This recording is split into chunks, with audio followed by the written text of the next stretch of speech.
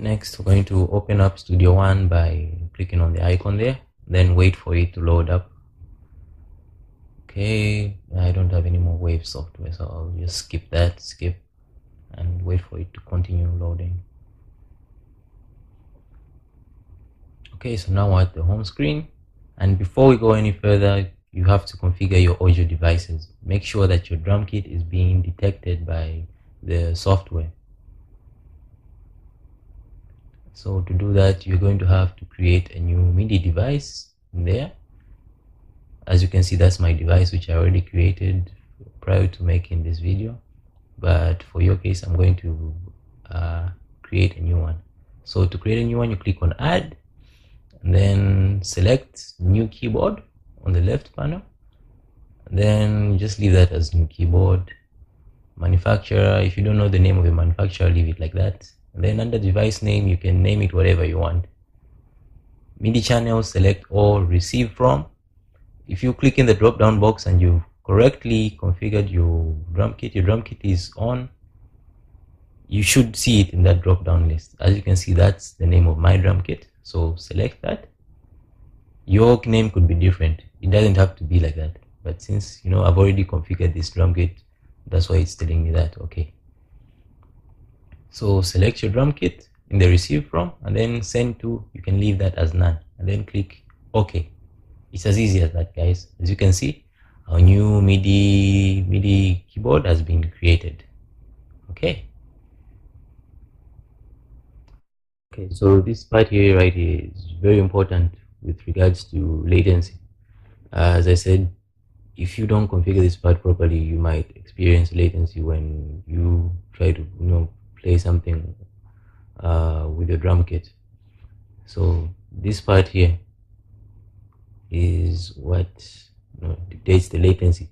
Latency is, okay, in our context, it's the time that it takes between you hitting the drum pad and your ear hearing the sound of the drum. So if I hit the snare pad, the time that is going to take for me to hear that sound, that is what is called latency. Normally you want to have a small number of latency. You don't want to hear the sound several seconds after you play. That is not realistic. You can't play like that. So for those of you who don't have an audio interface like these devices that are shown here, you're going to want to install Azure for All driver. You can go to Google and you'll find the download link there. So install that on your system and it's pretty much automatic. That's all you need to do. And then over here where it says device block size and internal block size, this internal block size, it can be different depending on the machine that you have, but for my machine I can have a maximum of 512 samples. So that's the maximum I can have. So you're going to want to have to cycle through these. You can start at the least number and then go right up to the maximum and see which one works for you. And then if I want to change the device block size, I have to click here where it says control panel and slide to the left or to the right, like so. So if I take it all the way to the left, it means I'm now using 64 samples, and 64 samples. And let me also change for this other device.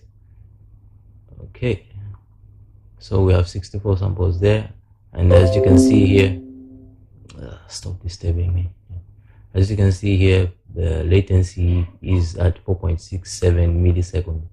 It's all right, but I noticed that when I try to record at this low sample rate, I noticed a lot of crackling in the audio and certain beats were getting left out. So for me, what I found worked best was this setting here, right about 256. Leaving it at about 256 samples, that worked best for me, and I found that it was working perfectly for me. In your case, it might be different. You might want to go up or down, just depending on on your setup. So you're going to do a bit of trial and error and find what works best for you. Okay, so at 256 samples, I have a latency of 6.67 milliseconds, and that it's all right. It works out all right for me. So that's what you you're going to have to set up. In case you missed that part, go to Studio One options and then press the tab that says audio setup, and that's where you're going to configure everything from. So next thing, we're going to create a new song. I'm just going to create an empty song, leave everything as is. Okay, sample rate, I'll go with 96 kilohertz. I think I get better sound quality when I record at a higher sample rate. You could go with 44 or 48 kilohertz or even higher depending on your preferences, but for me, I just like to stick with 96 kilohertz. Okay, so now that an instance of Studio One is open, you are going to want to click on this contact 5 icon and drag it onto this place, and it's going to instantly create a new track, and drum mic is going to open, and this is what it looks like when it's open. So after that, you click on instrument and then click on drum mica v1-/0en.nki. Click on that and drum mica is going to load up. Just wait a moment.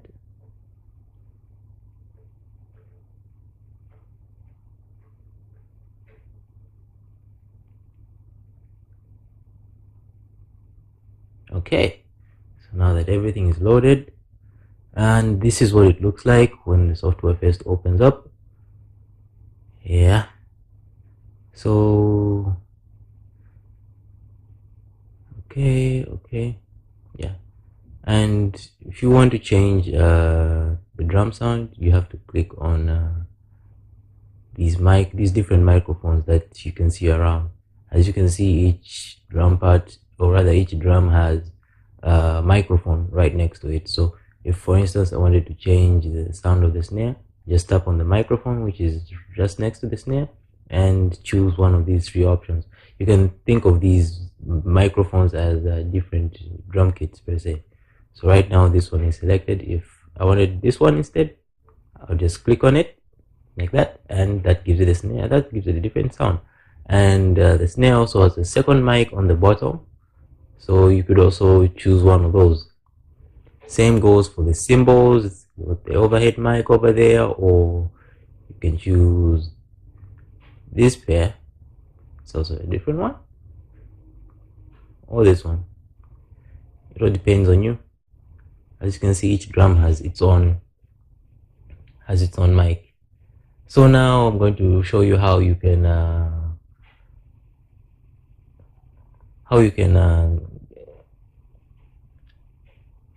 record to a new track, rather how you can record audio to our track in Studio One there. So what you're going to want to do is click on output there. Okay, since I've already clicked it, and then look for the part where it says add channels. Click that, then you select the number of channels that you want to add, then click this part that says sound card / host output. By default it says not connected, but that's not what we want. So click the drop down box, and then since I only want to output to one track, I'll select this one, KTST1. Okay, and then click OK. So now all the audio that is going to be played from my drum kit is going to be output to this ST1 track, which is going to be, let me just resize this a bit, which is going to be this track here. Okay, so that's pretty much it. And in the next segment, I'm going to be showing you a few demos, of the drum sounds that this kit has. So stay tuned for that part. I'm just going to try hitting some of the drum pads to make sure that we have audio output and our drum kit is properly connected.